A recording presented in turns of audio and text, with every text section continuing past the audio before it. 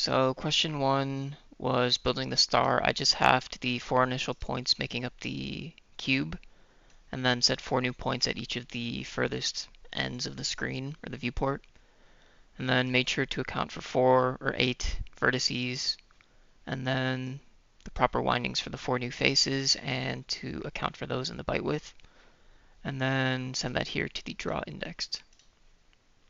And then we get a star.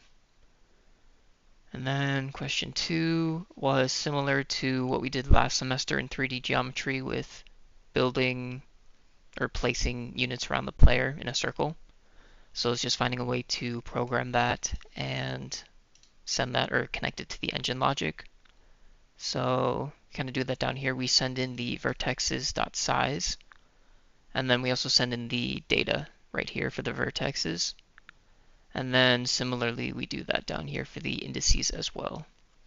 And then I also forgot to mention I made a little helper counter just so that we could send that to the draw indexed when needed.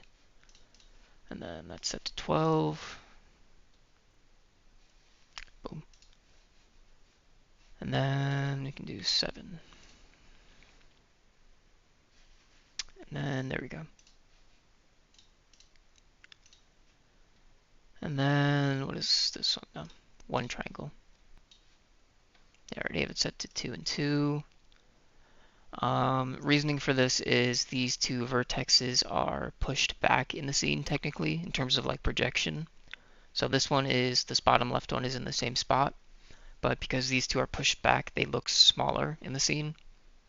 So that's kind of all that is.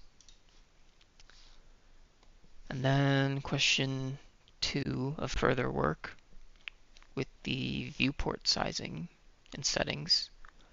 Any reason you would want to change this is for like a mini map or split screen. It's kind of like, I don't know, the 2 big reasons I would say. It just kind of limits how far you draw into your viewport. So by setting it to fourths, you're only using up a quarter of the screen. Okay, and then to answer the final question of further work, yeah, the 2 different formats. So DXGI format RAG8BAA8 UNorm is a 32-bit 4-channel format using 8 bits for red, green, blue, and alpha, which is typically used for the back buffers, which is, where is it? Right here. And then the other one is used, where was it? This one. Yeah, the R16 uint is a unsigned int format with a single 16-bit channel, which is used for the index buffer, which is what we're feeding it here.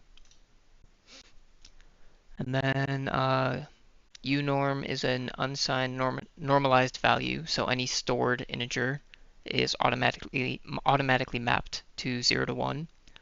Uint is an unsigned integer, which is treated as a raw integer that isn't normalized. And then sint is the same as uint, but allows for negative numbers, so signed int. And then we are storing inside R16 uint format because this is the typical format for index buffers. Since we aren't using this to send any color information, we only need to send or store like the raw integer values.